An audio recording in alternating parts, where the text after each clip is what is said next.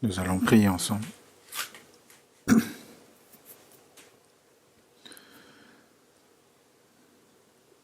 Toi qui es l'origine de notre vie et cet royaume des cieux qui est préparé et qui nous est notre espérance, Dieu notre Père, nous te remercions. Et dans ta volonté et dans notre vie dont tu nous as créés, mais malgré nos péchés, donc nous étions éloignés de toi dès la naissance, dès notre naissance. Mais tu nous as montré ton amour à travers Jésus-Christ, toi qui es venu sur terre en tant qu'homme, qui s'est occupé de tous nos péchés sur la croix et de nous avoir sauvés. Nous te remercions. Et cet amour immense que tu nous as montré à travers la croix et toutes ces grâces que tu nous as fait connaître. Et nous avons obtenu grâce à cela le courage d'aller vers toi, Dieu, et tu nous guides toujours à travers le Saint-Esprit pour connaître davantage Dieu, pour se tenir davantage en Dieu. Et le fait que tu sois toujours avec nous, nous te remercions. Et après nous avoir sauvés, tu nous accompagnes. Et nous tous, nous traversons ce désir, donc qui est ce monde, et dans ce combat spirituel en tant que soldats et armée de Dieu que tu nous rends parfait, nous te remercions. Et cette retraite d'été que tu nous as accordée, c'est le 5e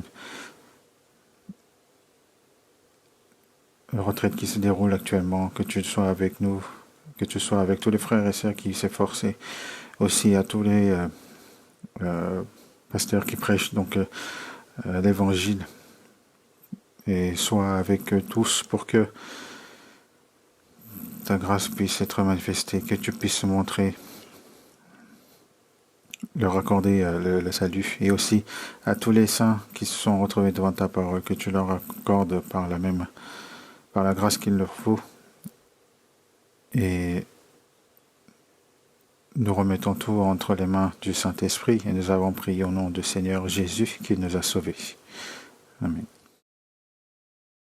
Nous allons voir dans la Bible Exode chapitre 17. Exode chapitre 17, verset 8.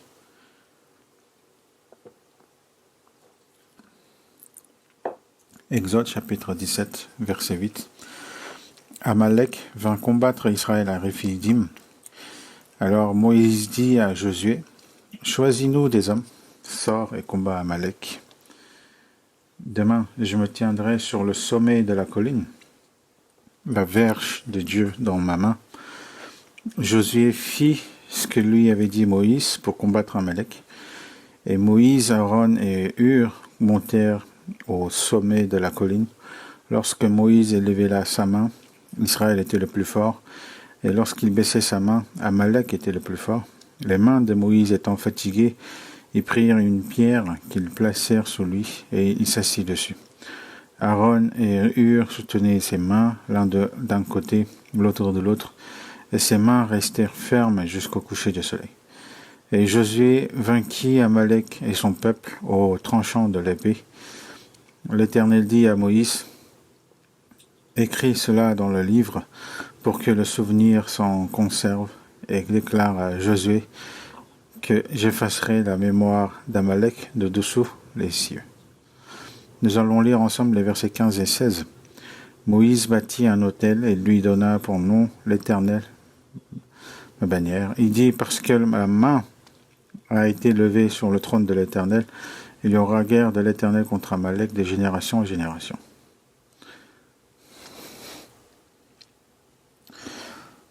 Donc, comme vous le savez, la retraite d'été bat son plein actuellement à Konjo.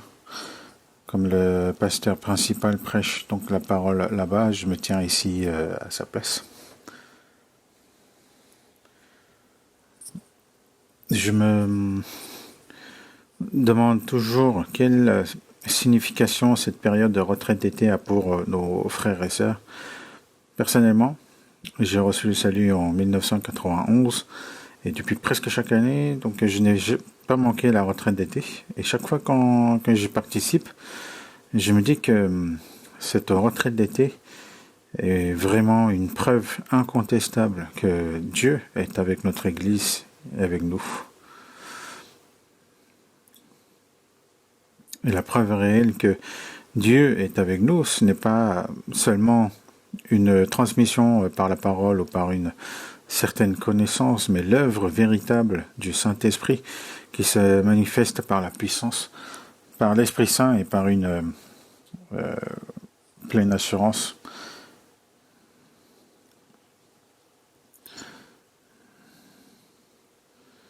Et la preuve de cette œuvre, c'est qu'une âme reçoit effectivement le salut, accueille Dieu comme son sauveur, et que le changement commence dans son cœur. Vous le sentez probablement tous, mais même ceux qui ont été sauvés par un autre chemin sentent certainement, en participant sérieusement au processus de la retraite d'été, que cette œuvre miraculeuse qui s'est produite en eux est réellement en train de s'accomplir chez de nouvelles personnes. Cette retraite donc d'été est actuellement à sa 5e session. La première session a réuni environ 12 200 participants. La deuxième session a réuni environ 13 800 participants. La troisième session a réuni environ 12 400 participants. Et la quatrième session, centrée sur l'église de Séoul, à laquelle plusieurs d'entre vous ont participé la semaine dernière, donc a rassemblé 9 948 personnes. Actuellement, pour la 5e session, il y a environ 10 900 personnes inscrites à ce jour. La semaine dernière était en semaine, donc il n'a sans doute pas été facile de participer. Pourtant, beaucoup de personnes ont vraiment sacrifié leur emploi du temps et ont pris la part à l'œuvre du Seigneur.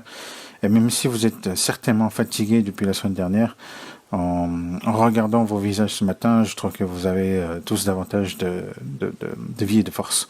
La retraite d'été est certainement une période très fatigante pour le corps, mais spirituellement, c'est une période où l'on reçoit une force nouvelle. Donc quand je pense à la retraite, un passage me revient toujours. C'est l'épisode de la piscine de Bethesda dans Jean chapitre 5. Quand l'eau de la piscine Bethesda était agitée, quel que soit le malade qui est entré, une guérison se produisait. Et là, se trouvait donc un homme malade depuis 38 ans qui attendait que l'eau de Bethesda soit agitée. Mais bien sûr, comme il était malade depuis très longtemps, il était peut-être impossible d'entrer le premier lorsque l'eau était agitée. Mais il n'a pas perdu l'espérance jusqu'au bout. Il a attendu que l'eau soit agitée. Et Dieu, qui savait tout cela, c'est-à-dire Jésus lui-même, est allé trouver ce malade et l'a guéri. Nous ne devons jamais penser à cause d'une situation donnée, cette fois ce sera difficile, je crois que participer sera impossible, ou même si je le fais, cela ne marchera pas. Ce sont des pensées personnelles. Dieu sait vraiment tout. Puisque Dieu reçoit selon ce que nous avons, si seulement nous avons le cœur de le faire, faisons de notre mieux dans la part que nous pouvons accomplir. Donc la retraite n'est pas encore terminée. Ceux qui n'ont pas pu participer en semaine peuvent encore participer aux 6e et 7e sessions. J'espère que vous participerez jusqu'au bout afin que des précieux sujets de prière de cette année puissent réellement s'accomplir. Donc la parole que nous allons regarder aujourd'hui est Exode 17, chapitre 17, versets 8 à 16. À travers ce passage, j'aimerais partager autour du thème donc Jéhovah Nissi. Le mot Jéhovah Nissi en hébreu signifie l'Éternel est ma bannière. Donc la bannière, c'est le drapeau, donc désigne ici l'étendard d'une armée qui est en mouvement. J'aimerais donc partager un moment autour de ce thème. L'Éternel est ma bannière. Dans la Bible, les noms de Dieu sont présentés sous plusieurs formes. Le nom de Dieu exprime donc la divinité de Dieu, c'est-à-dire ce qu'il est, qui est Dieu. Nous, humains limités, donc nous ne pouvons connaître que ce que nous voyons, et nous avons aussi du mal à connaître le monde de Dieu, le ciel éternel et la divinité de Dieu. C'est comme une fourmi qui prétendait connaître un éléphant. Du point de vue de la fourmi, l'éléphant est immense. Et comme elle ne l'a jamais vu, Même si l'éléphant se trouve juste devant elle, elle ne le reconnaîtrait probablement pas. Elle regarderait autour d'elle en disant « Mais où est l'éléphant ?» Mais une fourmi sage, qui connaît l'éléphant, peut expliquer à cette fourmi ignorante ce qu'est un vrai éléphant. Elle pourrait dire « Tu ne connais pas encore l'éléphant, mais après avoir observé, j'ai compris qu'il est difficile de connaître entièrement l'éléphant. Cependant, on peut expliquer ses différentes parties. » Il dirait que les jambes de l'éléphant ressemblent à d'énormes colonnes. Ce ne sont pas des jambes de fourmis comme les nôtres. Il dirait aussi que le dos de l'éléphant est comme une immense plaine. Le vaste, qu'on a du mal à en voir le bout, même en marchant. Et la petite fourmi demanderait, un tel animal existe vraiment ? Oui, il existe. Puis il dirait, les oreilles de l'éléphant ressemblent à des éventails qui battent l'air. Et l'autre demanderait, il a des oreilles ? Oui, nous n'avons que des antennes, mais l'éléphant a des oreilles. Ce qu'il y a de plus mystérieux, c'est la trompe de l'éléphant. Avec sa trompe, il fait toutes sortes de choses. C'est pour cela qu'on l'appelle l'éléphant. Il peut produire des sons, aspirer de l'eau, de la projeter, faire toutes sortes de choses et même transmettre des émotions. La petite fourmi dirait, il existe donc une chose comme cela. Ainsi, petite fourmi ne peut pas connaître entièrement l'éléphant, mais elle peut le connaître par partie. Dans Job chapitre 11, verset 7, il est dit « Prétends-tu sonder les pensées de Dieu, parvenir à la connaissance parfaite du Tout-Puissant? Elle est aussi haute que les cieux. Que feras-tu? Plus profonde que le séjour des morts, que sauras-tu? La mesure en est plus longue que la terre et elle est plus large que la mer. » Cela signifie que Dieu dépasse notre imagination. Lorsque nous essayons de saisir la divinité de Dieu ou d'en former un concept, nous l'apprenons partie à partie à travers la parole. Quand nous avons d'abord participé à une conférence biblique ou une réunion concentrée sur l'évangélisation, nous avons appris certains aspects fondamentaux de la divinité de Dieu. Vous avez probablement tous appris les 8 grands points. Ceux qui ont reçu le salut lors de la dernière retraite d'été ne peuvent peut-être pas encore les expliquer clairement, mais ils ont certainement dans leur cœur ce concept, le Dieu de la Bible et ce genre de choses. Se former donc un concept, c'est cela, donc la foi. Or, la foi est une ferme assurance des choses qu'on espère, une démonstration de celles qu'on ne voit pas. Celui qui en a l'expérience peut l'expliquer par cette foi. Le premier point concernant le Dieu de la Bible, tel qu'on le présente des séminaires bibliques, c'est que Dieu est le Dieu de la vérité. Mais l'Éternel est Dieu en vérité, il est un Dieu vivant et un roi éternel. Cela signifie qu'il est le vrai Dieu, il n'est pas un faux Dieu religieux. Lorsque nous entrons pour la première fois dans la Bible, nous devons absolument nous souvenir que la Bible est la vérité. Tous les enseignements du monde sont des religions. Et tous les hommes sont enfermés dans une religion. Celui qui dit « je n'ai pas de religion », il ment. Chacun a ses propres valeurs, a ses propres pensées, sa propre manière de voir. En vivant, il m'arrive souvent de penser « il n'existe pas d'être plus compliqué que l'être humain ». Pourquoi les pensées humaines ne peuvent-elles pas devenir une? J'ai beaucoup réfléchi. Récemment, tellement frustré, j'ai même posé la question à l'IA. Je lui ai demandé « Tu connais beaucoup de données, et probablement plus de données que moi sur la vie humaine. Pourquoi les êtres humains ne deviennent-ils pas un ?» Elle m'a donné plusieurs explications, parmi il y en a une laquelle j'ai particulièrement été d'accord. C'est que l'homme vit enfermé dans son propre monde, dans le terrain où il a grandi. Il est lié à son milieu de croissance, à ses valeurs apprises. En réalité, c'est là la religion. Il suit cet enseignement.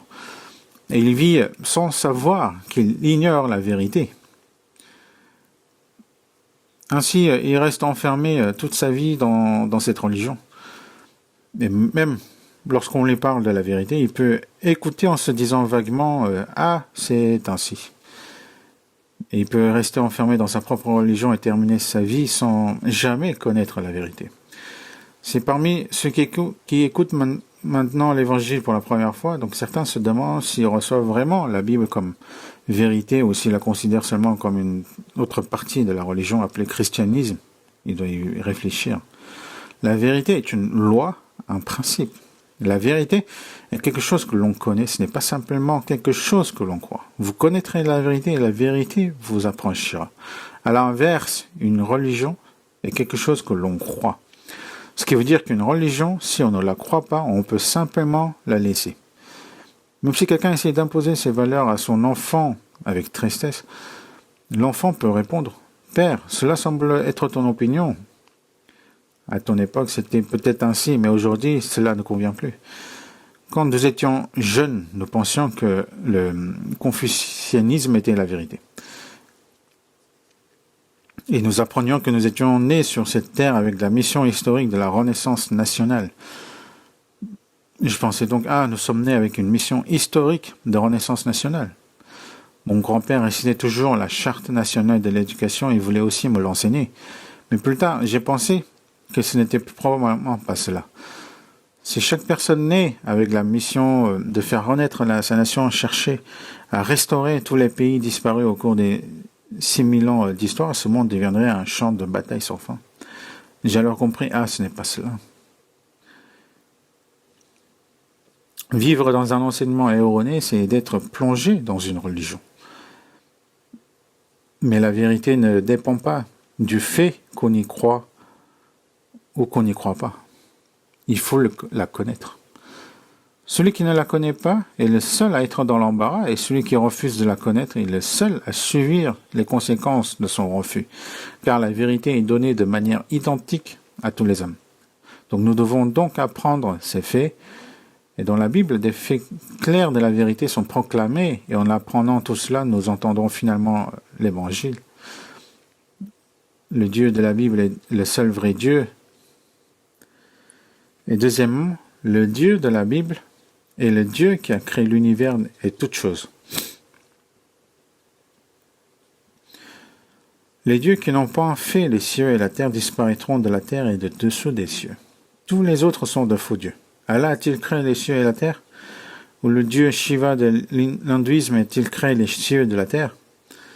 Où sont les preuves? Qu'il présente les preuves en tant que créateur. Celui qui a créé peut présenter ses preuves. Un concepteur doit pouvoir expliquer ce qu'il a conçu. Il doit connaître les termes techniques, les volumes, les taux de construction, l'emplacement des piliers, les poutres, les directions. Tout doit être expliqué. C'est la base pour un concepteur. Dans la Bible, Dieu explique comment l'univers a été créé, comment il est conçu, pourquoi il a été fait, pourquoi l'homme a été créé, et tout le reste. Le Dieu de la Bible est le vrai Dieu. Il est le Créateur. Et le Dieu de la Bible est celui qui a commencé l'histoire. Que nous le voulions ou non, nous avons un Père et nous avons un ancêtre. Le Père de tous les esprits qui nous a créés, c'est Dieu. Donc il faut connaître Dieu.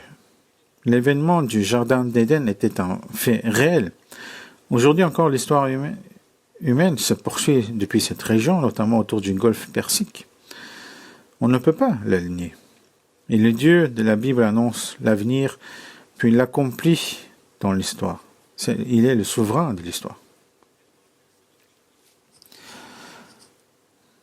Que l'Éternel, j'ai rebâti ce qui est abattu et planté ce qui était dévasté. Moi, l'Éternel, j'ai parlé et j'agirai. Ce qu'il a annoncé, il l'accomplit certainement. Et le Dieu de la Bible est celui qui nous juge. C'est très important. La raison pour laquelle nous devons vivre droitement, c'est qu'après notre mort, il y a le jugement. Car il est écrit, « Tout genou fléchera devant moi et toute langue donnera gloire à Dieu. » Il y a un jugement selon le bien et le mal. Tous les êtres humains donc étaient destinés à aller en enfer devant le tribunal. Et même nous qui sommes sauvés, nous avons aussi le tribunal de Christ, appelé dans 2 Corinthiens 5 le tribunal de Béma, le tribunal où l'on reçoit la récompense. Il y a un jugement selon le bien et le mal. Un seul législateur y juge. Donc il y a un jugement devant Dieu. C'est pourquoi nous devons vivre droitement. Avant le salut, recevoir une récompense était secondaire. Nous étions d'abord tourmentés par le fait que nous étions destinés à l'enfer. À nous, qui étions ainsi, Dieu a envoyé Jésus-Christ, le Dieu d'Emmanuel, Dieu avec nous. Il est celui qui est venu il y a 2000 ans, qui nous a rachetés, qui a accompli sur la croix une expiation éternelle. et qui a achevé le chemin par lequel toute l'humanité peut aller au ciel, c'est le Dieu du salut. Et nous devons connaître ce Dieu du salut. C'est l'Évangile. Le contenu qui nous fait connaître le Dieu du salut, c'est la bonne nouvelle. Et enfin, le Dieu de la Bible est le Dieu de la vie. Dans 1 Jean, il est dit que il nous a accordé dans la vie éternelle. Ce qui était dans le commencement, ce que nous avons entendu, ce que nous avons vu de nos yeux, ce que nous avons contemplé, que nos mains ont touché concernant la parole de vie, car la vie a été manifestée, et nous l'avons vue et nous le rendons témoignage. Et Jésus-Christ est la parole de vie et Dieu qui possède la vie éternelle. En vérité, je vous le dis, celui qui écoute ma parole et qui croit à celui qui m'a envoyé, à la vie éternelle, et il ne vient point en jugement, mais il est passé de la mort à la vie. En regardant ces choses, nous comprenons que Dieu m'a aussi accordé sa vie éternelle. Je n'ai rien fait. Et j'ai seulement entendu la parole. Et dans cette parole, Dieu m'a sauvé. Il est aussi le Dieu qui m'aime. C'est l'amour de Dieu. Tout cela existe à cause de l'amour de Dieu. Et nous avons connu l'amour que Dieu a pour nous et nous y avons cru. Dieu est amour. En connaissant Dieu qui est amour, une grande consolation, une grande paix sont enfin entrées dans notre cœur. Vous avez tous vécu cela, n'est-ce pas? Je ne dis pas quelque chose d'étrange, n'est-ce pas? Si quelqu'un ne comprend pas cela, il doit rapidement aller à la retraite d'été. Nous apprenons donc cela pendant la retraite et nous recevons l'assurance du salut. Mais cela ne s'arrête pas là. La Bible ne rapporte pas seulement le processus par lequel nous rencontrons Dieu, elle explique aussi ce qui se produit lorsque nous marchons avec lui. Et tout au début, donc même si la fourmi a compris certaines caractéristiques extérieures de l'éléphant, ce n'est pas encore tout. Ce sont seulement les traits extérieurs. Il faut maintenant connaître les caractéristiques intérieures de l'éléphant, son tempérament, ce qu'il aime, ce qu'il n'aime pas, et ce qu'il est pour moi. C'est ce qu'il faut connaître continuellement. Donc de même, après le salut, nous continuons à apprendre la divinité de Dieu. Cette divinité de Dieu continue à être présentée donc, dans la Bible. Les anciens dans la foi, donc en marchant avec Dieu, ont découvert certains aspects de sa divinité. Par exemple, Abraham, notre père dans la foi, nous révèle donc un nom de Dieu par son expérience. Jéhovah Jireh. Vous l'avez déjà entendu, n'est-ce pas? Ceux qui ne connaissent pas encore peuvent l'apprendre à partir de maintenant. Comme dans Genèse chapitre 22, cela signifie c'est Dieu pourvoira. Le Dieu de la Bible est celui qui agit en avance. Il agit aussi en avance dans notre vie. Et c'est vrai? Oui, c'est vrai. Donc le fait, quand on connaît le Dieu de Jéhovah Jireh, on n'a plus à craindre. Il nous montre le chemin et nous instruit. Il agit en avance. Quand nous comprenons vraiment que Dieu est Jéhovah Jireh, nous n'avons pas besoin d'avoir autant de peur de l'avenir. David, qui est prophète et homme de foi, nous a enseigné Jéhovah Roi, l'Éternel est mon berger. L'Éternel est mon berger, je ne manquerai de rien. Dieu ne se contente pas d'agir devant nous, il conduit tout ce qui nous concerne. Il nous conduit dans de verts pâturages, et même si nous traversons la vallée de l'ombre de la mort, il est toujours avec nous et nous conduit jusqu'au bout dans les sentiers de la justice. C'est cela Jéhovah Roi. David l'a compris, et sa foi est commémorée dans la Bible comme l'une des plus grandes. Si je sais que je suis une brebis et que l'Éternel est mon berger, alors je ne manque vraiment de rien. Pourquoi quelqu'un qui dit être sauvé vit-il si compliquément et sans paix? C'est parce qu'il ne connaît pas le Dieu Jéhovah Jireh, Roi. S'il le connaissait, il ne pourrait pas vivre ainsi. Et le Dieu de la Bible est comme le thème d'aujourd'hui, c'est Jéhovah Nissi. L'Éternel est ma bannière. Pour comprendre Jéhovah Nissi, il faut d'abord savoir que ce monde est un champ de bataille. Après le salut, le chrétien doit regarder ce monde selon deux perspectives. Premièrement, ce monde est une école où nous sommes rendus parfaits en tant que chrétiens.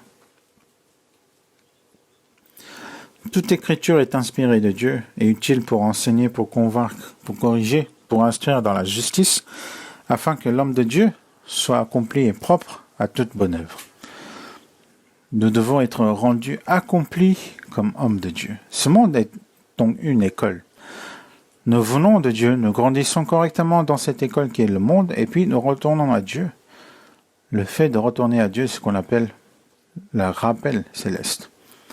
Dans les anciens récits, quand quelqu'un avait fini d'apprendre sur la montagne, on lui disait « Descends maintenant de la montagne ». Bibliquement, ce retour s'appelle le rappel céleste. Nous sommes venus de Dieu, nous apprenons ici, nous devenons des hommes de Dieu accomplis, puis nous retournons à Dieu. Le monde est une école. Il faut devenir un homme de Dieu. Dans l'hymne national coréen, il est dit que les Coréens restent éternellement coréens. Même en Corée, il y a beaucoup de personnes qui ne vivent pas vraiment comme des personnes coréennes. C'est mon opinion personnelle. Il peut y avoir des espions ou des personnes qui n'ont pas vraiment le sens de la citoyenneté ou qui vivent avec des pensées favorables à l'ennemi. De même que l'on doit être vraiment coréen, nous devons être accomplis comme hommes de Dieu. Et deuxièmement, ce monde est un champ de bataille. Quand certaines personnes disent « Si Dieu existe, pourquoi ce monde est-il si chaotique? Pourquoi les guerres ne cessent-elles pas ?» C'est parce qu'elles se trompent. Ce n'est pas parce que Dieu n'existe pas qu'il y a des guerres dans le monde, c'est parce que Dieu existe qu'il y a une guerre. Quand la lumière existe, il y a forcément une ombre dans ce monde. Il y a forcément un conflit. Il y a une guerre entre Dieu et le diable, entre le bien et le mal, depuis le commencement. Bien sûr, le résultat est déjà fixé. Le diable entrera en enfer, et tous ceux qui se tiennent loin de Dieu iront en enfer avec lui. La victoire finale appartient uniquement à Dieu. Dieu l'a déjà décidé, il accomplit son œuvre. Le fait qu'il existe le mot « victoire » signifie que maintenant il y a encore une guerre. Il y a une guerre, et parce qu'il y a une guerre qu'il faut la victoire. Il y a donc une guerre, non pas parce que Dieu n'existe pas, mais parce qu'un combat est en cours. Ce monde donc est un champ de bataille où se déroule un combat spirituel. Donc dans le Pentateuque, après l'Exode, les Israélites vivent dans le désert, puis entrent finalement en Canaan. Ce parcours montre donc typologiquement l'œuvre de Dieu dans l'histoire pour tous les hommes. Le fait que le peuple d'Israël ait été esclave en Égypte représente ce monde. Pharaon, le roi d'Égypte, représente le diable, le prince de ce monde. Les êtres humains comme nous, vivant sous la puissance du diable, étaient représentés par les Israélites esclaves en Égypte. Dieu a eu compassion et a envoyé Moïse pour le délivrer. Moïse est une préfiguration de Jésus. Ainsi, nous recevons donc le salut par Jésus. Il sort d'Égypte, c'est l'exode, la séparation avec le monde. Il traverse ensuite la mer Rouge.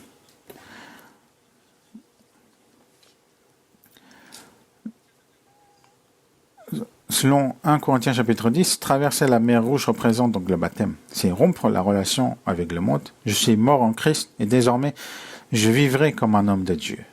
Une vie nouvelle commence, mais ce lieu est le désert. Il y a des serpents brûlants, des scorpions et toutes sortes de dangers. C'est là que commence la nouvelle vie. C'est évidemment une vie difficile. Mais il est étonnant que pendant 40 ans dans le désert, Dieu les ait parfaitement protégés. Il est dit, ton vêtement ne s'est point usé sur toi, ton pied ne s'est point enflé pendant ces 40 années. Le lieu était bien un désert, les dangers étaient nombreux, et comme dans le passage d'aujourd'hui, il y avait la guerre. Pourtant, Au milieu de tout cela, nous sommes protégés, nous remportons la victoire. Dieu nous le fait expérimenter. Et cette guerre n'est pas encore terminée. Elle se terminera au retour de Jésus. Aujourd'hui encore, nous sommes en guerre. C'est pourquoi ceux qui savent sérieusement que la guerre existe comprennent le sens de Jéhovah Nissi. L'Éternel est ma bannière. Dans une guerre, la bannière est le symbole de l'unité. Lorsque la bannière avance, il faut la suivre. Ceux qui ont fait le service militaire, ils le savent tous. Quand on entre dans l'armée, on porte l'insigne de son unité. On sait à quelle armée, quelle division, quelle unité on appartient. Celui qui ne le sait pas est un déserteur. En temps de guerre, le déserteur peut être abattu car son acte équivaut à aider l'ennemi. Il devient inutile. Il faut savoir clairement à qui l'on appartient. Et il faut suivre la bannière. Qu'on le veuille ou non. La vie de foi est une chose très stricte. Ce n'est pas quelque chose que l'on fait ou que l'on ne fait pas selon son humeur. Je crains un peu de parler des guerres à ceux qui viennent tout juste d'être sauvés. Recevez simplement ce que vous pouvez comprendre. Mais une chose est certaine, ce monde est un champ de bataille spirituel. Il y a un combat. Il faut suivre la bannière. Quand on... Dans la vie d'épreuve, dans la vie de foi, si il y a un esprit qu'on parle, c'est l'esprit d'un soldat. C'est-à-dire, c'est vraiment strict.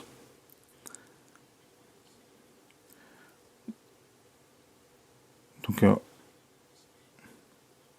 quand on parle de Jéhovah Nissi, il y a aussi Jéhovah Shammah. C'est l'Éternel est ici. Dans la vie de foi, il y a beaucoup de difficultés. Il peut y avoir de toutes sortes d'épreuves. Et même si nous croyons et attendons une espérance, une inquiétude peut monter dans notre cœur. Est-ce que le Seigneur fera-t-il vraiment cela pour moi? Parfois, lorsque l'espérance tarde, on peut tomber dans le découragement, mais il faut se souvenir que l'Éternel est là. Il est certainement là. Au bout de ce chemin, le Seigneur est là. Sur ce chemin que nous parcourons, il y a forcément le Seigneur. C'est pourquoi nous allons jusqu'au bout, sans nous arrêter, sans abandonner. Dans les souffrances de la vie de foi, l'Éternel donne aussi la paix. C'est Jéhovah Shalom, n'est-ce pas? L'Éternel est paix. Cette paix est extrêmement importante. Si l'on exprime physiquement, elle ressemble à la santé du corps. On dit que lorsqu'un homme perd la santé, il perd tout. En réalité, il existe dans ce monde d'innombrables microbes invisibles qui circulent partout, mais il y a une force qui les bloque. On appelle parfois capacité naturelle de guérison ou immunité. C'est cela la santé. La personne en bonne santé résiste à tout cela. Ce n'est pas parce qu'il n'y a pas de maladie qu'elle ne tombe pas malade. C'est parce qu'elle a la force de ne pas tomber malade, même en présence de la maladie. La santé spirituelle, c'est la paix. Que la paix de Christ à laquelle vous avez été appelés pour former un seul corps règne dans vos cœurs. Ceux qui ont clairement expérimenté le sens de Jéhovah Shalom cherchent à garder cette paix. Quand la paix est gardée, aucune difficulté ne reste vraiment une difficulté. Il y a des problèmes dans la famille, dans le monde des croyants, parfois même des blessures reçues de personnes à qui on avait confiance. Mais au milieu de tout cela, le Seigneur tient notre cœur dans la paix. À celui qui est ferme dans ses sentiments, tu assures la paix, la paix. Si l'on comprend clairement Jéhovah Shalom, le cœur ne tombe pas dans l'abattement. Il y a aussi Jéhovah Rapha, le Dieu qui guérit. Dans l'Exode 15, Dieu change l'eau amère en eau douce. Il transforme la douleur en guérison.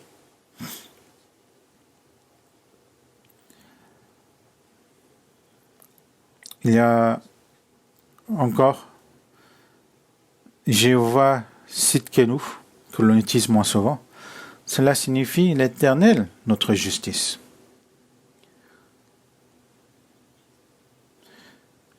Seul l'Éternel devient notre justice.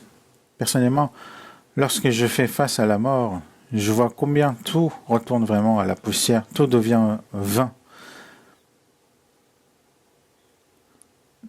Même les 3 syllabes de son nom disparaissent, et tout ce que l'on a laissé semble disparaître. Mais il reste une seule chose pour l'éternité, Emmanuel, Dieu avec nous, et l'Éternel est ma justice. Quand ce concept s'imprime clairement dans le cœur, c'est ce qu'on peut appeler Jéhovah Sidkenu. Enfin, il y a Jéhovah Sabaoth, qui signifie l'Éternel des armées. The Lord of Armies, le Seigneur de toutes les armées. Il faut aussi le connaître par expérience. La victoire appartient à l'Éternel. L'Éternel des armées est avec nous. Donc même s'il semble que je ne possède rien, si Dieu est vraiment avec moi, je peux avancer. Dieu fera plier l'ennemi devant moi. Avec cette hardiesse, on peut aller devant. Jéhovah Nissi et l'Éternel des armées sont des expressions de guerre. Dans le monde, on parle de Dieu de la guerre comme Arès. Ce ne sont que des idoles. Le vrai Dieu de la guerre, c'est l'Éternel des armées et Dieu seul. Si nous le savons clairement, nous pouvons vivre correctement notre foi. Il y a sans doute encore d'autres noms. Mais il faut savoir que les aspects de la divinité de Dieu que nous apprenons par expérience ont un effet direct sur notre foi. Comme je l'ai dit, après être sortis d'Égypte, les Israélites ont traversé le désert puis sont rentrés en Canaan. Canaan préfigure donc le ciel et l'Égypte représente notre état avant le salut dans ce monde. De là, donc nous recevons le salut, nous recevons le baptême, puis dans le voyage de foi représenté par la vie du désert, nous devons devenir des hommes de Dieu, une armée de Dieu accomplie. Après l'Exode, il y a le livre des nombres. Savez-vous quel est le but du livre des nombres? Nombre ne désigne pas une personne. Cela signifie que le peuple a été compté. Quel nombre? Le nombre de l'armée. Marquons la page ici et regardons Nombre chapitre 1.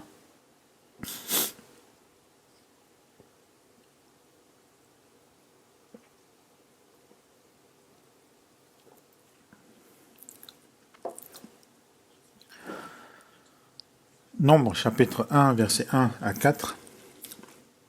L'Éternel parla à Moïse dans le désert de Sinaï, dans la tente d'assignation, le premier jour du second mois. La seconde année après la sortie du pays d'Égypte, il dit: faites le dénombrement de toute l'assemblée des enfants d'Israël selon leur famille, selon les maisons de leurs pères, en lisant ensemble versets 4 et 5, en comptant par tête le nom de tous les mâles, depuis l'âge de 20 ans au-dessus, tous ceux d'Israël en état de porter les armes, vous en ferez le dénombrement selon leur division. Toi et Aaron, il y aura avec vous un homme par tribu, chef de la maison de ses pères. Certains disent que le livre de nombre est le livre de l'errance de Minsu, donc qui signifie nombre en coréen. Ce n'est pas cela. Il rapporte comment le peuple d'Israël dans le désert devient le peuple de Dieu et surtout l'armée de Dieu. Au début, le peuple d'Israël était une troupe désordonnée.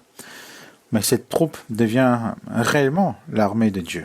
Quand Dieu est vraiment avec eux, les miracles les accompagnent.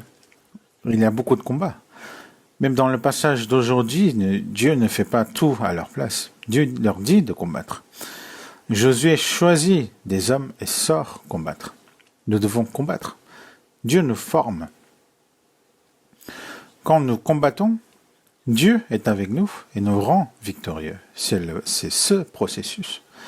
Dans la vie de foi, il existe une pensée paresseuse, une illusion assez fréquente. On pense à Dieu c'est tout, donc il connaît ma situation, il fera tout à ma place. Cette pensée vient du diable.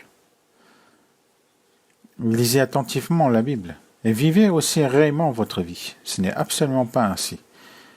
Dieu dit, toi, bouge. Il dit qu'il montrera le chemin, mais il faut marcher.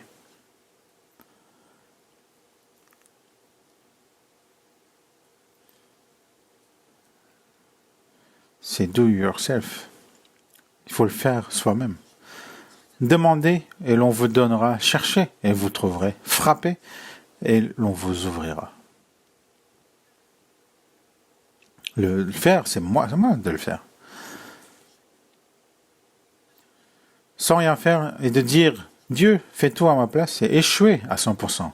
En réalité, Dieu accorde à cette personne ce qu'elle veut. Dire « Fais-le comme tu veux ».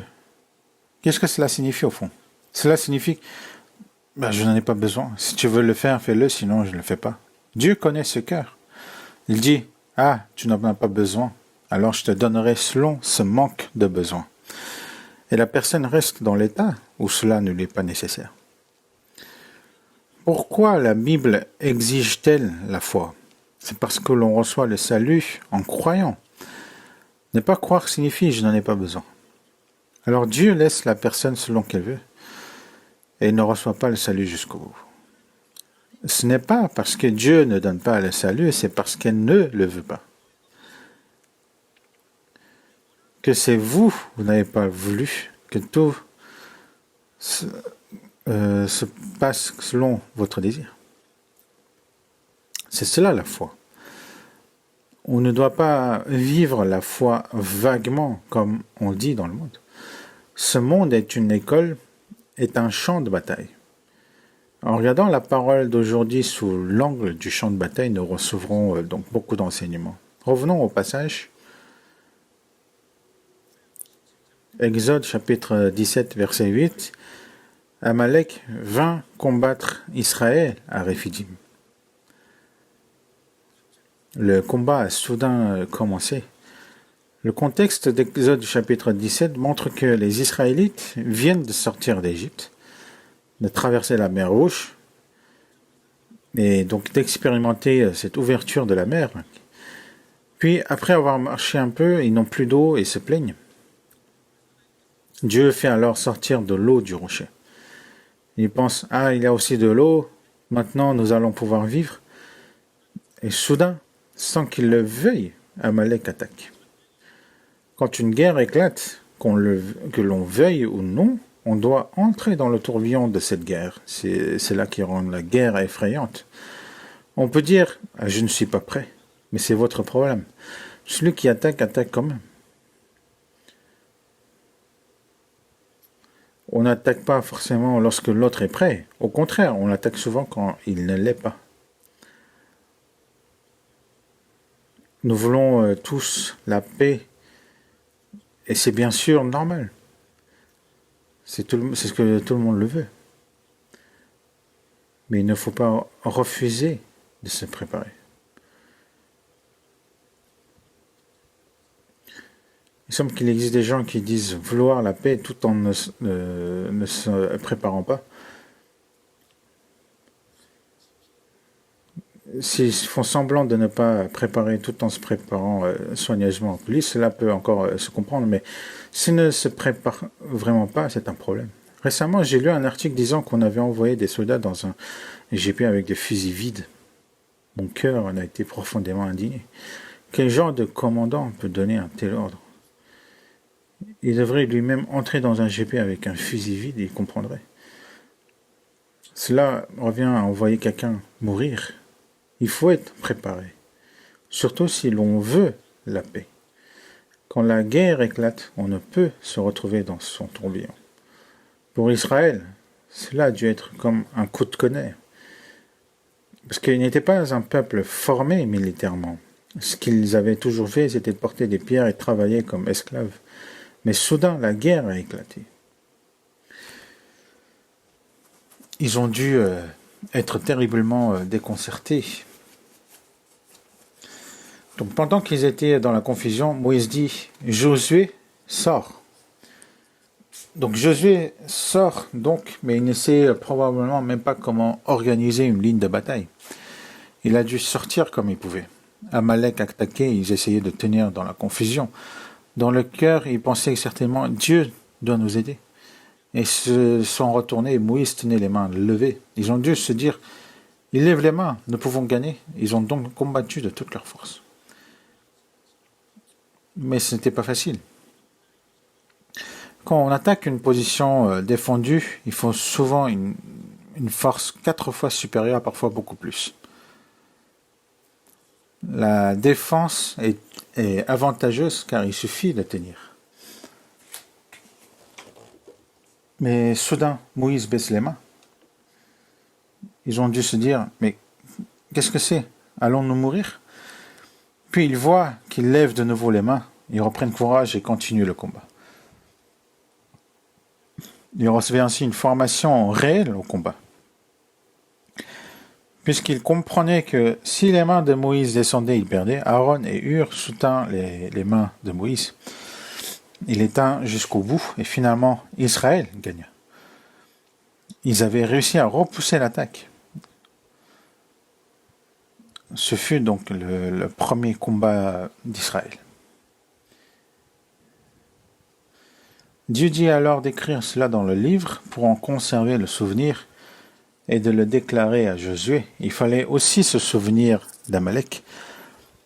Amalek allait les faire souffrir de génération en génération. C'était le peuple contre lequel il devait combattre de génération en génération. Dieu dit qu'il effacerait la mémoire d'Amalek en dessous des cieux. Dans le chemin spirituel de la foi, il faut se souvenir qu'il y a une guerre. Il faut se souvenir qu'il existe des forces qui défient notre cheminement de foi. La Bible parle surtout de 2 peuples, Amalek et les Philistins. Il y a aussi les Araméens, puis les Babyloniens et les Assyriens, mais cela relève plus directement de l'histoire. Pour l'enseignement spirituel, les 2 peuples représentatifs sont Amalek et Philistins. Dans les livres de Samuel, Dieu présente Saül et David comme des types de tous les chrétiens. Tous 2 ont eu des combats contre les ennemis, Amalek et les Philistins.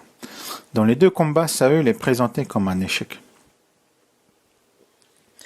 Il trembla devant les Philistins et il ne réussit pas non plus à exécuter l'ordre de détruire entièrement Amalek. Il agit selon sa propre pensée. Finalement, Dieu l'a rejeté. Au contraire, David écrasa la tête de Goliath dans le combat contre les Philistins et remporta aussi une victoire impossible. Puis plus tard, quand Amalek pilla Silag, il poursuivit Amalek jusqu'au bout et détruisit et récupéra ce qui avait été pris. David est celui qui remporta donc la victoire dans les 2 combats. David préfigure donc le chrétien victorieux, tandis que Saül préfigure celui qui ne triomphe pas. Nous tous, les sauvés, sommes des sacrificateurs au royaume. Mais parmi les chrétiens, il peut y avoir ceux qui combattent et remportent la victoire spirituelle et ceux qui ne la remportent pas. Que signifie Amalek et les Philistins pour nous? Amalek représente la force qui, de l'intérieur, dans la vie de foi, nous défie de manière charnelle. Et répétons, de l'intérieur. Donc la force qui me défie dans ma chair, c'est l'Amalek. À l'inverse, les Philistins représentent la puissance extérieure, le pouvoir du monde, les courants de pensée, les valeurs de ce monde, une autorité invisible qui défie brutalement ma foi. C'est cela les Philistins. Nous devons remporter la victoire sur ces 2 ennemis. Regardons Deutéronome. Deutéronome chapitre 25.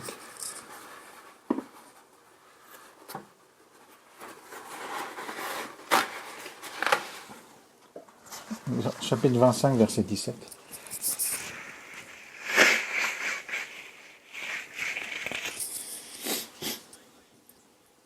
Souviens-toi de ce que te fit Amalek pendant la route, lors de votre sortie d'Égypte. On lit ensemble.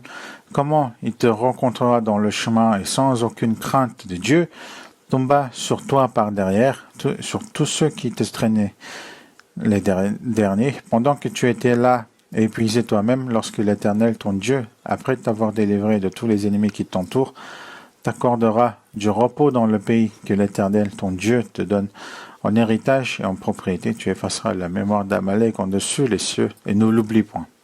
Ce passage explique ce qui s'était passé en Exode 17.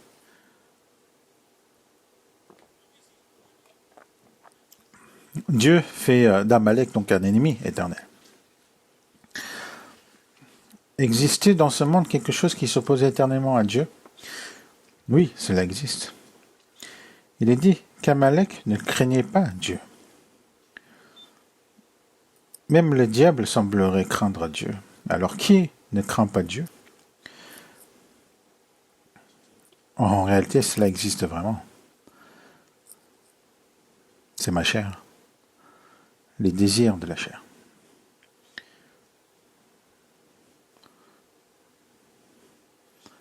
Ceux qui l'ont expérimenté, elles le savent.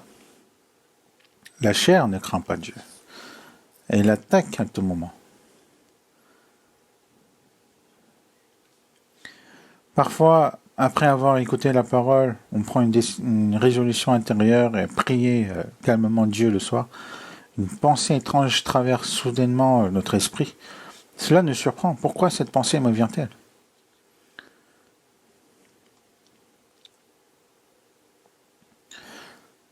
Rendez grâce, priez sans cesse, soyez joyeux, priez sans cesse, rendez grâce à toutes choses.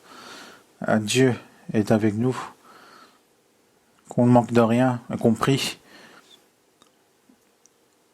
Et pourtant, au moment de prier, voilà que surgit la pensée de l'argent nécessaire pour demain. Au lieu de toujours se réjouir, on devient toujours déprimé.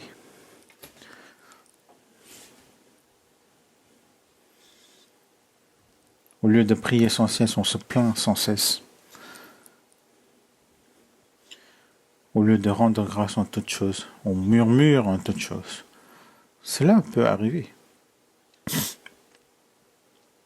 Quand nous nous regardons seuls, comment sommes-nous?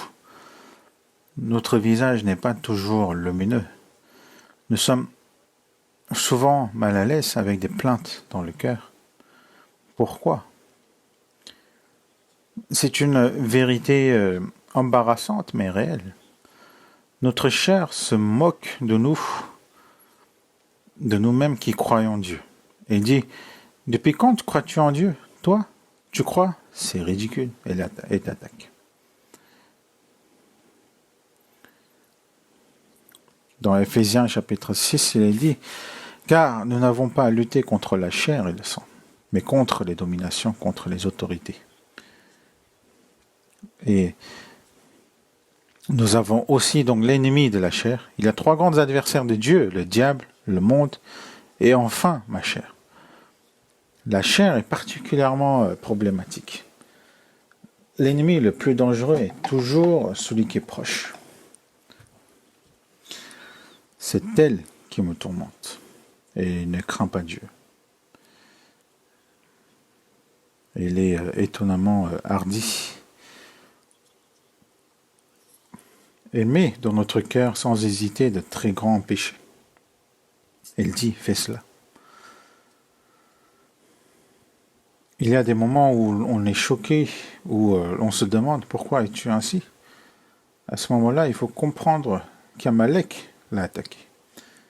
Même maintenant, il faut remettre les rangs en ordre et résister. Il faut combattre. Il faut de nouveau aligner les rangs sous la bannière de l'Éternel, Jéhovah Nissi. Sinon, nous pouvons être vaincus. Nous pouvons échouer dans notre vie de foi.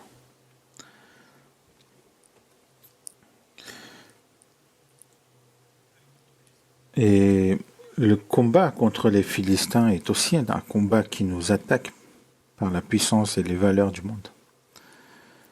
Regardons 1 Samuel chapitre 17.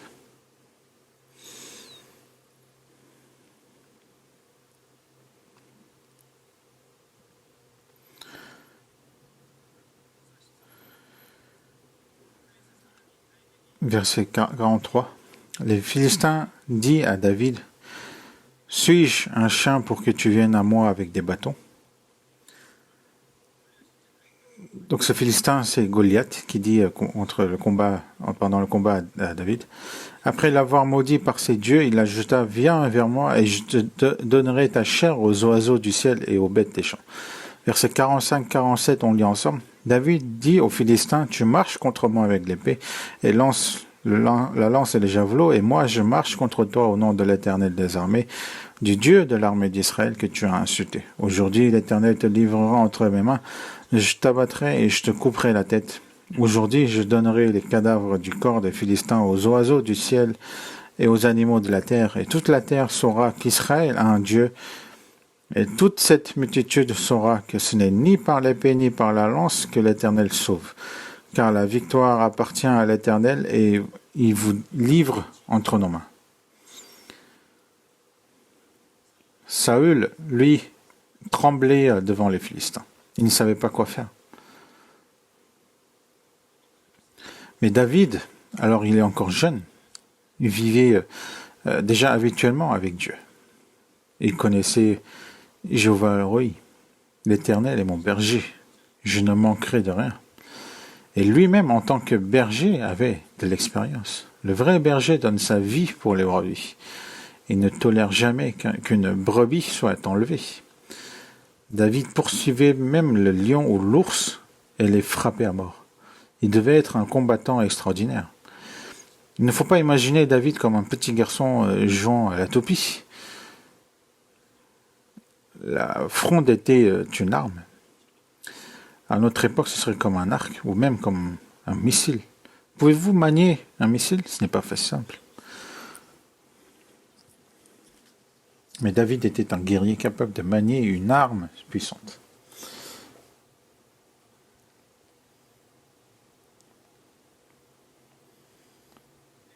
Dans ce passage, il y a une expression qui est intéressante.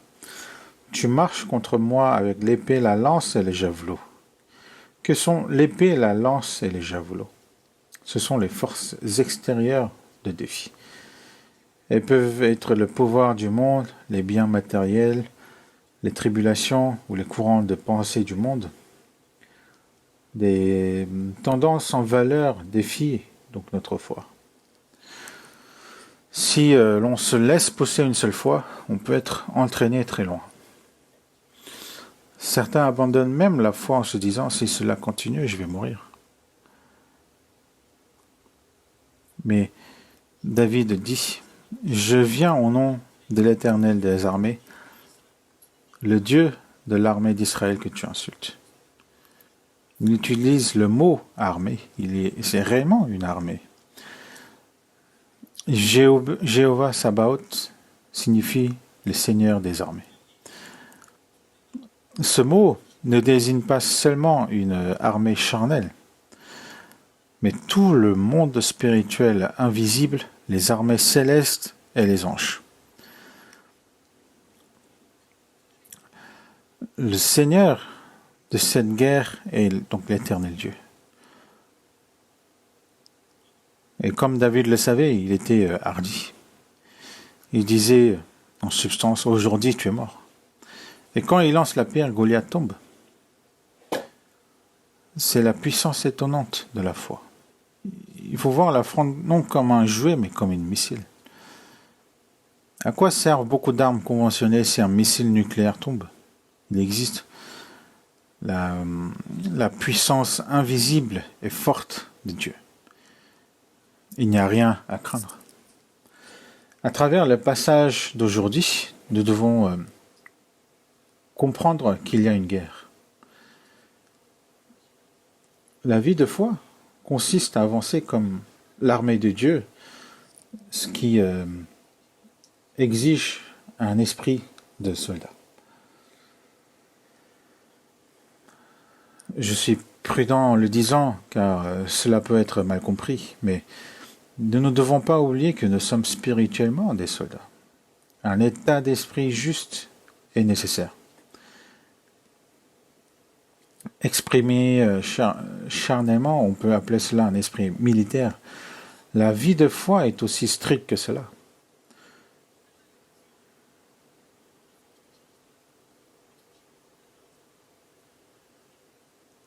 En tant que dirigeant d'une entreprise, son état d'esprit est important. Dans la famille, c'est important.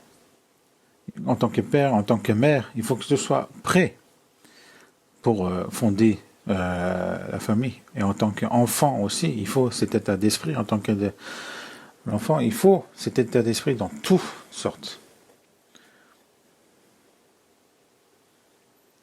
Donc, exprimer charnellement, on peut appeler cela donc un esprit militaire.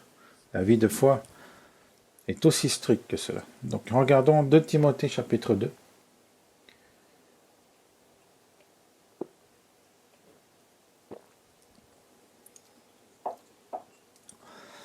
2 Timothée chapitre 2, versets 3 à 4.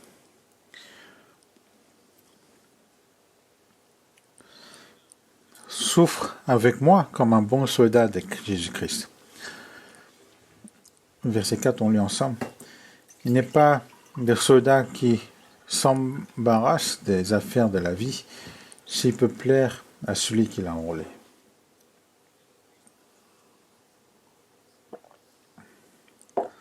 Nous devons, comme de bons soldats de Jésus-Christ, souffrir donc avec les anciens dans la foi qui nous ont précédés. Il faut participer à l'armée. Les frères, vous avez fait votre service militaire, n'est-ce pas? C'est une bénédiction. Les gens du monde méprisent parfois l'armée, mais pour un chrétien, je pense qu'il est bon de l'avoir vécu. Je suis allé à l'armée après avoir reçu le salut, et j'ai beaucoup réfléchi à l'esprit du soldat.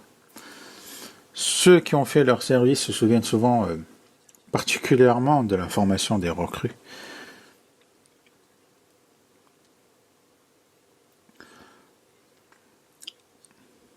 C'est souvent dans la formation des recrues. On y est secoué dans tous les sens. Et autrefois, il y avait même des violences. Aujourd'hui, les choses ont beaucoup changé.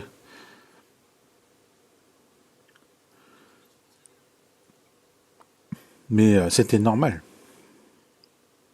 Mais maintenant, ça a tout bouleversé.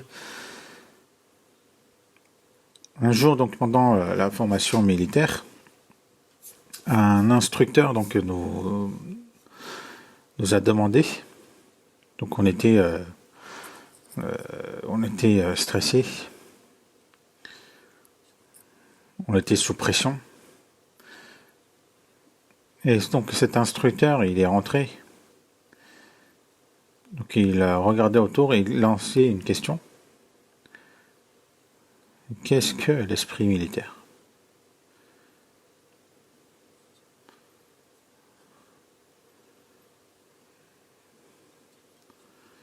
Et il a demandé tout un coup le sens de qu'est-ce que l'esprit militaire.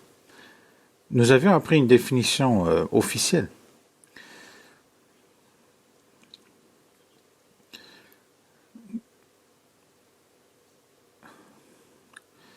L'esprit militaire est un élément essentiel qui décide de la victoire ou de la défaite dans la guerre. Le soldat doit respecter l'honneur, avoir une loyauté ferme, un vrai courage, la conviction de la victoire.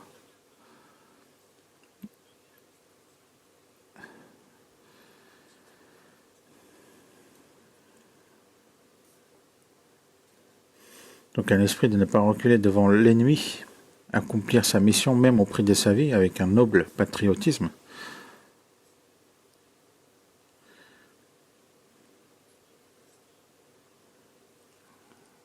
Un pays qui sous-estime l'armée, c'est un pays qui va disparaître.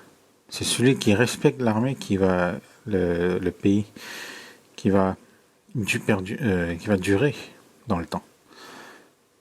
Donc il y a cette chose dans le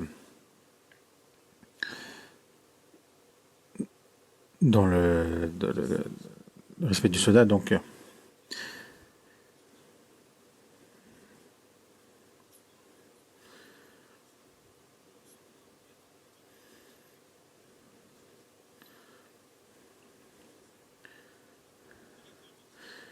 on a parlé donc l'état d'esprit du militaire. Donc nous avons récité cela Mais l'instructeur demandait encore. Oui, mais qu'est-ce que cela veut dire? Qu'est-ce que cela veut dire? Donc, il demandait le concept, en fait. Nous demandait, au contraire, pour voir si nous avons compris le concept du soldat.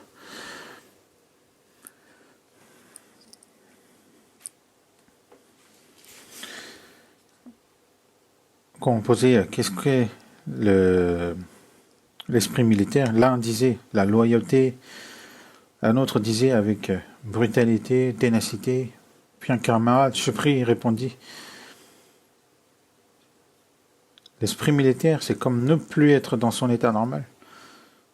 Nous avons tous failli rire, pensant que nous étions morts. Mais l'instructeur hocha la tête et dit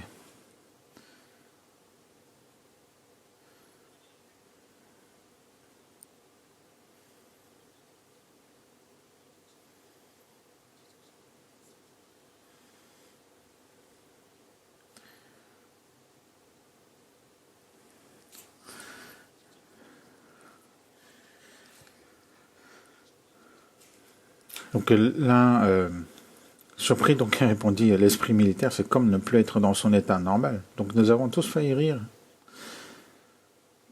Mais l'instructeur hocha la tête et dit c'est presque ça. Mais change seulement une lettre. Ce n'est pas ne pas être soi-même. C'est ne pas avoir son propre esprit.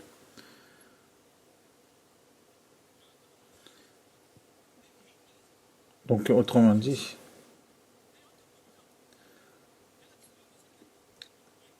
l'esprit militaire n'est pas mon esprit personnel. De tout ce que je pensais avant, tout ce que comme je considérais comme juste, etc. Pour remplir ici ce verre, il faut le vider pour le remplir. Donc il faut vider ses pensées personnelles pour recevoir l'esprit nécessaire au cela. Cela m'est resté encore en mémoire.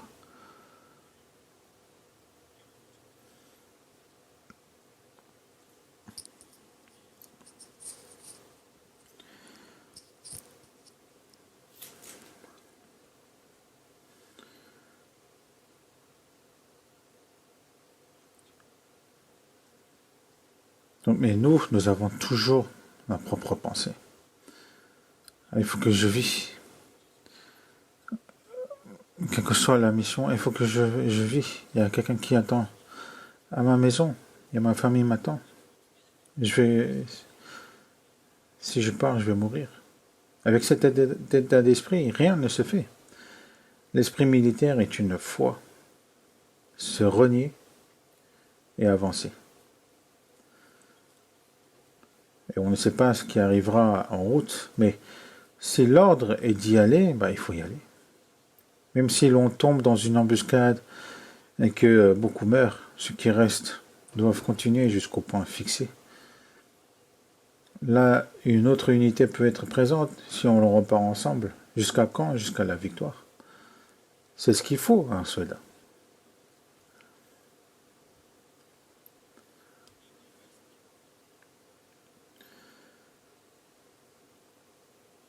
Je pensais que l'esprit militaire, c'est cette foi. Même si je meurs, le drapeau de ma patrie flottera.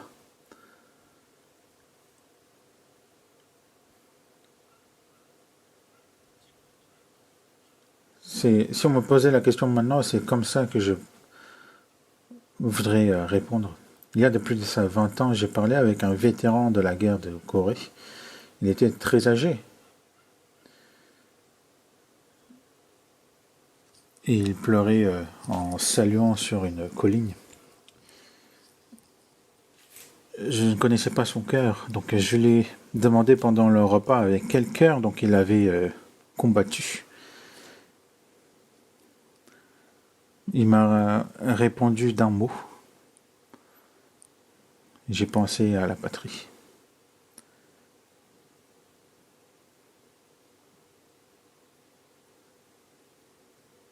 Mon cœur a été remué. La patrie. Même si je meurs, ma patrie doit vivre. Et ce drapeau doit flotter.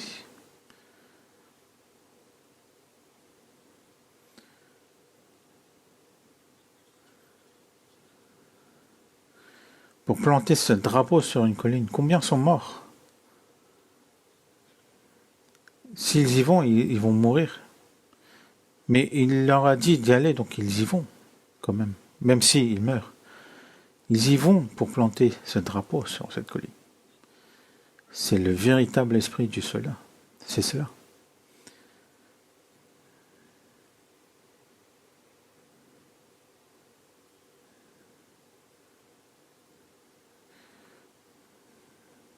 Et je vois que en ce moment, il y a vraiment beaucoup de personnes qui manquent de ce patriotisme. Mais je me souviens donc, de cette personne qui est un vétéran de la guerre. Mais alors, je me suis demandé, qu'est-ce que la vraie patrie? Le mot patrie renvoie au pays des pères, à la demeure d'origine. Le mot patrie renvoie au pays des pères, à la demeure d'origine. Quelle est notre vraie patrie? Nous le savons. C'est le ciel. Dans Hébreux chapitre 11, mais maintenant ils en désirent une meilleure, c'est-à-dire une céleste. Nous vivons pour cette cité de Dieu. Nous devons bien sûr reconnaître les autorités politiques de notre pays, car la parole dit de leur être soumis. Mais au fond de notre cœur, pourquoi devons-nous combattre? Pourquoi le drapeau doit-il continuer à flotter, même si je meurs? C'est Jéhovah Nissi, le drapeau de l'Éternel doit flotter, même si je meurs. Avancer avec cette attitude, c'est l'esprit du soldat. Revenons au passage.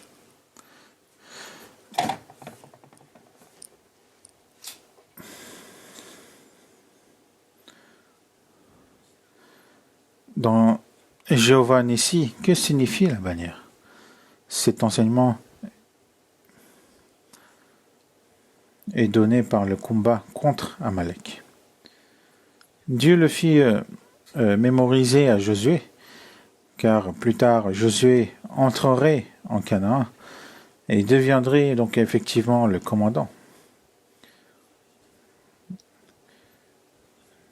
Donc il devait expérimenter cela, que l'Éternel est ma bannière.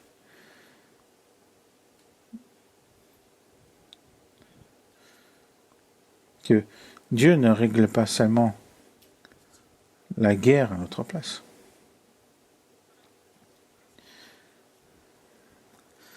Il peut parfois le faire, comme lorsqu'il détruisit 185 000 Assyriens en une nuit. Mais généralement, il ne le fait pas ainsi. Quand nous combattons, Dieu combat. Dans Jéhovah Nissi, nous voyons qu'il y a eu sans cesse des combats spirituels dans l'histoire de salut, l'histoire de la rédemption et l'histoire de l'Évangile. L'Évangile ne nous a jamais été transmis facilement. Quelqu'un devait mourir. La guerre implique toujours la mort et des victimes.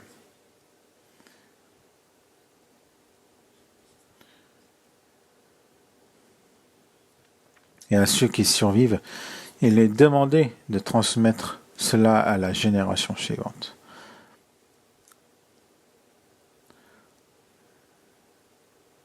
Donc celui qui a dit « ma patrie »,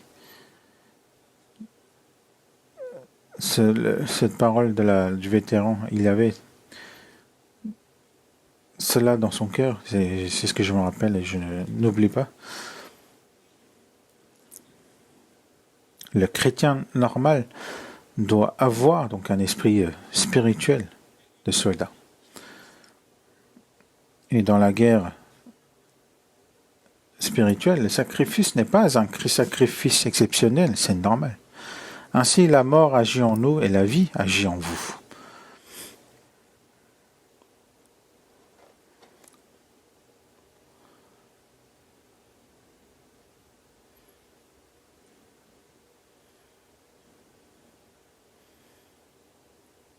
Les soldats défendent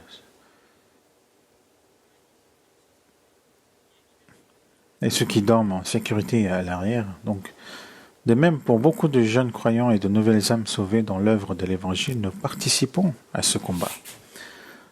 La retraite d'été fait partie de ce combat spirituel. Nous ne pouvons pas le nier. Exode chapitre 17, verset 9. Alors, Moïse dit à Josué, « Choisis-nous des hommes, sors et combat Amalek.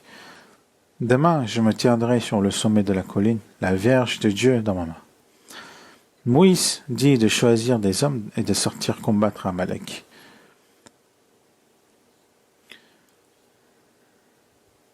Et je pense que c'est ce qui est juste. L'œuvre de Dieu exige nécessairement des collaborateurs. Il y a des personnes qui accomplissent le travail. Rien ne se fait tout seul. Pour chaque travail, il y a des serviteurs chargés de cette tâche. Ce sont de vrais soldats.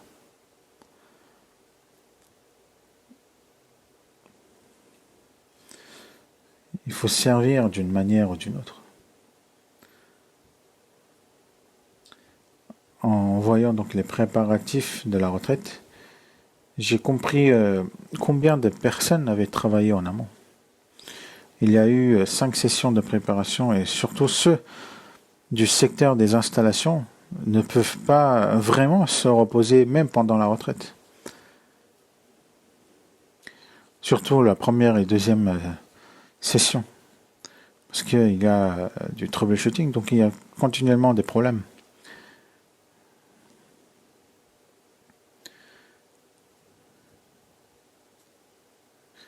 Et moi aussi, on me téléphonait tout le temps parce que, en me disant, la climatisation, l'eau, les équipements, ça marche pas. Il y a constamment donc des problèmes à résoudre. La climatisation.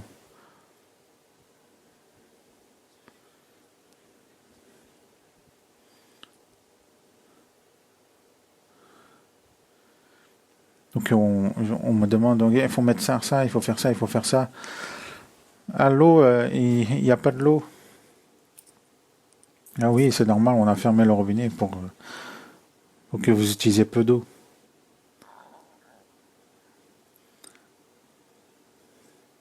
Parfois, il se peut que la pression manque et du coup qu'il y ait peu d'eau qu'il y ait. Donc ils se plaignent s'il fait trop chaud, s'il fait trop froid. Donc on continue de m'appeler pour dire qu'il y a des problèmes à résoudre.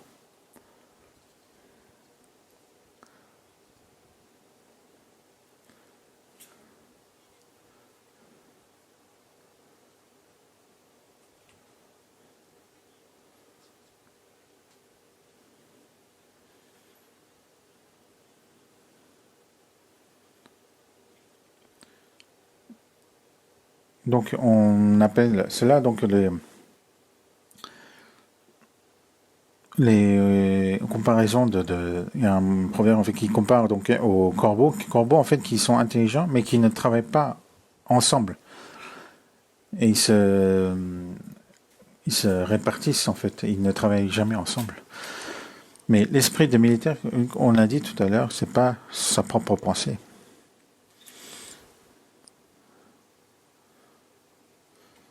Il y avait aussi ce genre de discours qui disait que ne pas penser ce que l'État peut nous faire, mais ce que nous, on peut faire pour l'État.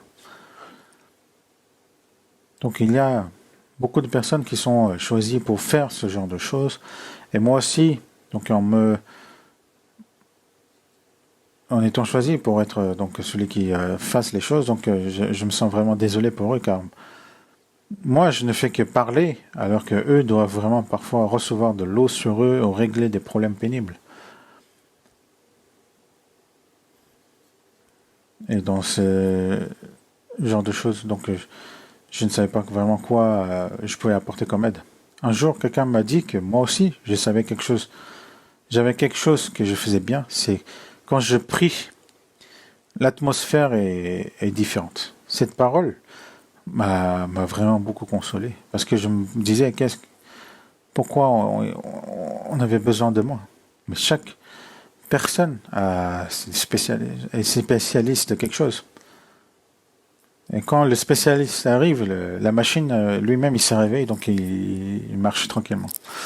Mais quand il n'y a plus le spécialiste, il ne marche plus. Il reconnaît les spécialistes. Donc chaque serviteur a une part que Dieu utilise.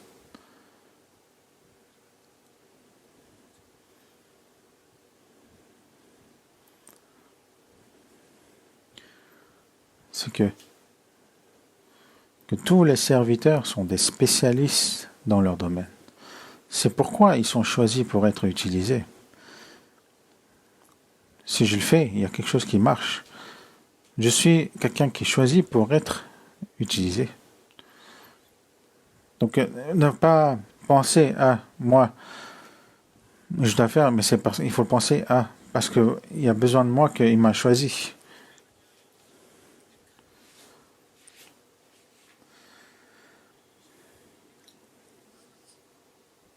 Donc, en revenant au passage, ceux qui sont choisis, ceux qui savent que c'est l'œuvre de Dieu qui avance, combattent. Verset 10, Josué fit ce que lui avait dit Moïse pour combattre Amalek, et Moïse, Aaron et Hur montèrent au sommet de la colline. Lorsque Moïse avait élevé sa main, Israël était le plus fort, et lorsqu'il baissait sa main, Amalek était le plus fort. C'est un point essentiel dans Jéhovah Nissi. Dieu accomplit l'œuvre, mais les collaborateurs doivent être ensemble. Du point de vue de la victoire dans la guerre, ce qu'il faut retenir, c'est la collaboration. Sur certains t-shirts de serviteurs, j'ai vu écrit « I can't, but we can ». Je ne peux pas, mais nous pouvons. C'est exact. Dans l'œuvre de Dieu, la coopération est une norme absolue. Ne considérez pas la coopération comme une petite chose.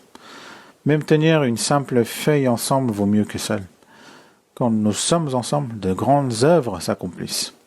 Et tout soldat est évalué. Plus tard, il sera absolument évalué, il sera récompensé.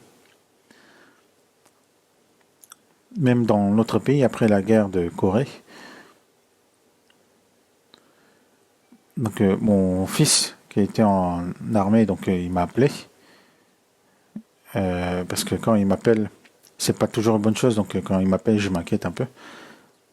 Donc il m'appelait de l'armée, donc il m'a dit, il disait que, mais sa voix était très joyeux, donc il disait,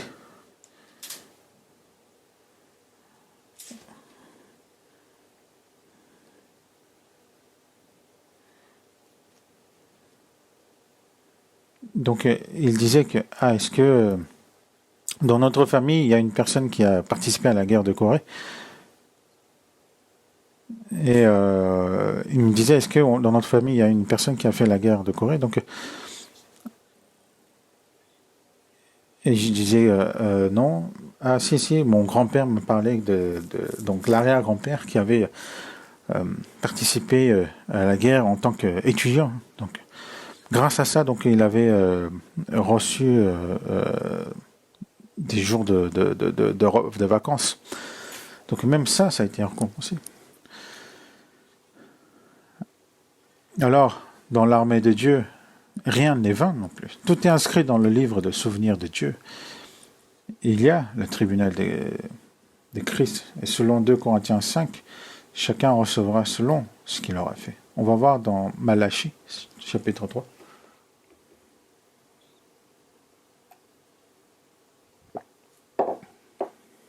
Malachie chapitre 3, verset 16. Alors ceux qui craignent l'Éternel se parlèrent l'un à l'autre. L'Éternel fut attentif et il écouta, et un livre de souvenirs fut écrit devant lui pour ceux qui craignent l'Éternel et qui honorent son nom. Il y a un livre devant l'Éternel. Pour ceux qui ne sont pas sauvés, le registre de leurs péchés sera terrifiant. Mais pour les sauver, qu'est-ce qui a du sens? C'est le livre de souvenirs. C'est le livre qui rapporte l'histoire de l'Évangile, l'histoire du combat spirituel. Et dans cette histoire, les croyants de chaque époque, les églises et les serviteurs du temps présent apparaîtront.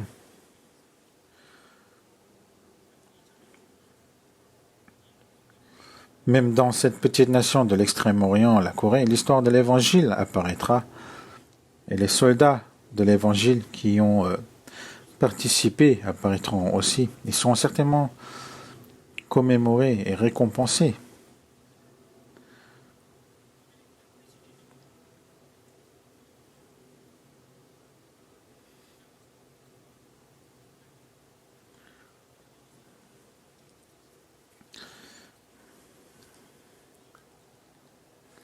Mais nous appartenons donc à l'armée de Dieu, et l'armée de Dieu remporte certainement la victoire, et forcément nous serons jugés et évalués. Revenons à Exode chapitre 17, verset 13. Et Josué vainquit Amalek et son peuple au tranchant de l'épée. L'Éternel dit à Moïse, écris cela dans le livre. Vous voyez ici, il est écrit dans le livre pour le souvenir, qu'on s'en conserve, et déclare à Josué que j'effacerai la mémoire d'Amalek de dessous les cieux. Dieu dit de les faire commémorer. Les ennemis de l'Éternel seront finalement effacés. La victoire parfaite s'accomplira dans le royaume de Dieu. Toutes les forces qui semblent aujourd'hui puissantes seront effacées. Toutes les choses qui me tourmentent intérieurement et dans la chair, extérieurement par les puissances du monde, disparaîtront. Moïse bâtit un autel et lui donna son bon nom, l'Éternel, ma bannière. Il dit, parce que la main a été levée sur le trône de l'Éternel, il y aura guerre de l'Éternel contre Amalek, de génération en génération. Aujourd'hui encore, donc, l'Éternel combat. Jéhovah Nissi signifie l'Éternel est ma bannière. Nous sommes une armée. Une armée se déplace en regardant sa bannière. Quand Israël sortit d'Égypte, la colonne de nuée le jour et la colonne de feu la nuit était sa bannière. Le peuple suivait exactement leur mouvement. Regardons le dernier passage, Exode chapitre 40. Exode chapitre 40.